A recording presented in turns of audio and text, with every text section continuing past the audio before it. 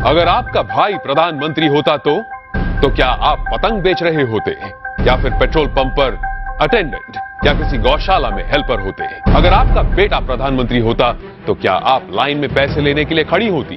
जरा सोचिए। मैं विक्रम बजाज फिर एक बार लेकर आया हूं खबरों के पीछे का रिसर्च और सच।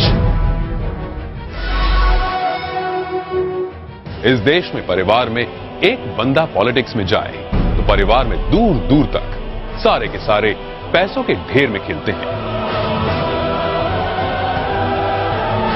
तभी आज हमारे पास है एक ऐसे नेता जो देश की सियासत की सबसे ऊंची कुर्सी पर बैठे हैं, लेकिन उनका परिवार कैसी आम जिंदगी जी रहा है। नरेंद्र मोदी के बड़े भाई सोम भाई मोदी खुद तो मानते हैं कि वो नरेंद्र मोदी के भाई हैं, पर उन्हें पता है कि प्रधानमंत्री के लिए सिर्फ 125 करोड़ देशवासियों में से एक है। छोटे भाई पंकज भाई गुजरात सरकार के माहिती विभाग में साधारण सी नौकरी करते हैं। दूसरे बड़े भाई अमृत भाई एक प्राइवेट कंपनी में फिटर के तौर पर रिटायर हुए हैं। आज भी उनके परिवार में से किसी ने एरोप्लेन अंदर से नहीं देखा।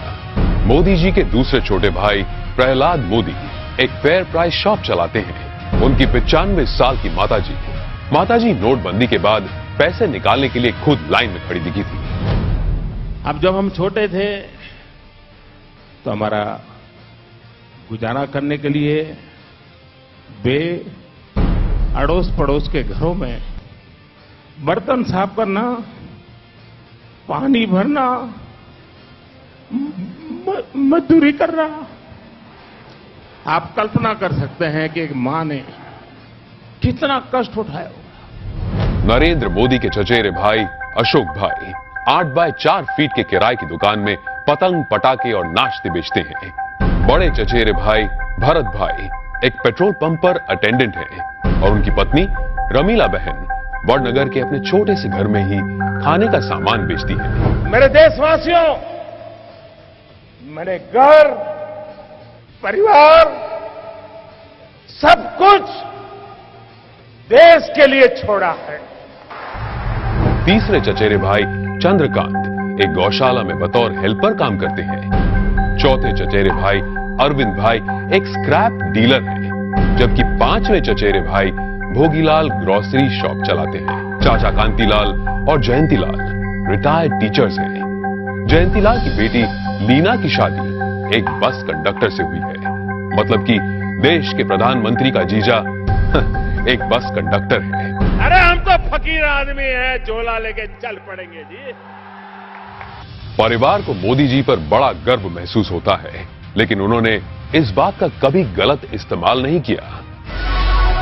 अब जरा सोचिए, दूसरी तरफ है यूपी के मुलायम सिंह यादव और अखिलेश यादव परिवार, जो सत्ता की खींचतान में अपने स्टेट, अपने लोग, अपनी जिम्मेदारियां और अपना होश तक भूल चुके हैं। गांधी परिवार, जिसने अपने परिवारवाद से कितना बड़ा पॉलिटिकल एम्पायर खड़ा किया, और बिहार के लालू प्रसाद भी अरबों खरबों के घोटाले कर अपने खानदान को माला माल करते आए हैं। कश्मीर में भी लोगों का जो होना हो वो हो, लेकिन अब्दुल्ला परिवार के ऐशो आराम में कोई कमी नहीं आई।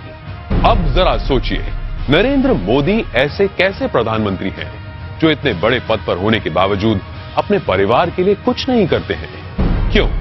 जवाब साफ है, ये 25-50 लोग नहीं बल्कि 125 करोड़ भारतीय ही उनका परिवार है।